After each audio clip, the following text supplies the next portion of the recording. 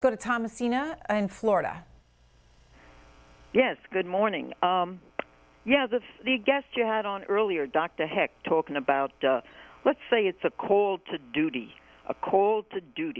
Well, when we're talking about the Defense Procurement Act, and Trump keeps dancing around it, saying we don't want to nationalize companies, we don't want to be Venezuela. Meanwhile, you have an emergency in this country, and I'm 78 years old, that I have never, and even my parents have never seen. You get those automobile industries, you don't wait for volunteers, little companies, then he brags on it. You do the big stuff. You do it at the top. You want to call to duty? Get this damn sociopath to do the right thing. All right, Katie Bo Williams, on what she said about invoking this Defense Production Act. How much pressure, and is there any role for Congress to play in this? There's a lot of pressure on the president right now, and in fact, one of the things that we saw this week that I think hints at a lot of the turmoil about whether or not to actually use this act behind the scenes is just a couple of days ago, the FEMA administrator came out and said, okay, we are actually going to we're going to use the act for the first time. We're going to actually leverage the authorities that the act gives us for the first time to place an order for, I believe, 60,000 testing kits. Shortly thereafter, later in the day, he had a spokesperson come out and said, actually, the companies volunteered to do this, and we don't actually have to use the act. So that quick turnaround, I think, raises some questions for me, and sort of points at the pressure that the administration is facing behind the scenes. On Capitol Hill, there are lawmakers on both sides of the aisle, everybody from the very conservative Senator Ted Cruz from Texas to the more liberal Senator Chris Murphy from Connecticut, who are actively urging the administration to leverage the authorities that it has. There are two bills in the Senate right now, both of them Democratic, that would essentially compel the president to use the authorities that he has to compel companies and allocate resources. It's not clear to me that either of them will go anywhere. The Senate is Republican controlled.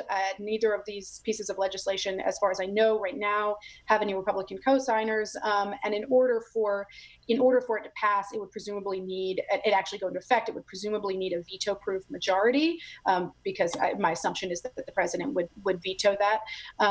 It's not clear to me that there is anywhere near that level of support for either of these pieces of legislation. That said, if things get significantly worse, if lawmakers from the Republican side of the aisle start receiving more pressure from their constituencies that we don't have the supplies we need, and why isn't the president using this authority, then that might change. We'll go to John in California. Good morning. Morning. Thanks for taking my call. The liberals, the Democrats, it's like our governor out here in the state, this thing wasn't a week old, and he's talking about martial law and all that. What President Trump is saying is that the businesses are doing what they need to do without being forced. If it was left up to the liberal Democrats, we'd be restricted to our homes instead of just a suggestion or whatever it is. We're staying home. We're doing what we need to do. And why do we need martial law? And why do we need to take over the businesses? This goes right in line with the Democrats' idea of never let a crisis go to waste. It's to usurp more power, take away more freedom from the people. We're going to get through this. And I'll point something out to all these people that are bashing Trump. They bashed him just as bad when he shut off the immigration from China. They just pilloried him about how racist and how bad that. How much worse, young lady, would this crisis be had we still been getting thousands of people a day from a country that was obviously very badly affected with this virus? Furthermore, Trump's not the one that got 95% of our antibiotics manufactured in China. The people that have been there for all these years and doing business and the globalists and all that, they're the ones that ceded our drug manufacturing to a state that really doesn't like us very much. Okay, John. Yeah, so go ahead.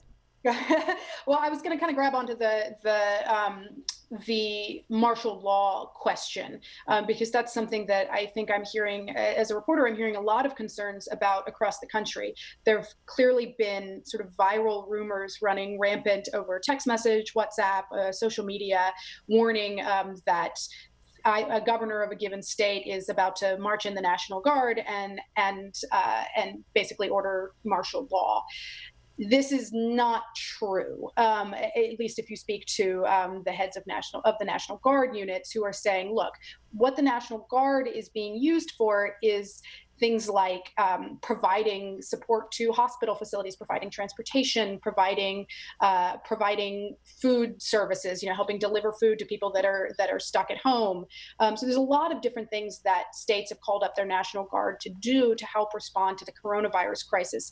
Assisting with law enforcement is right now is not one of them. Now, I should be clear, state National Guards do have the authority when they are under the control of the government to assist with law enforcement.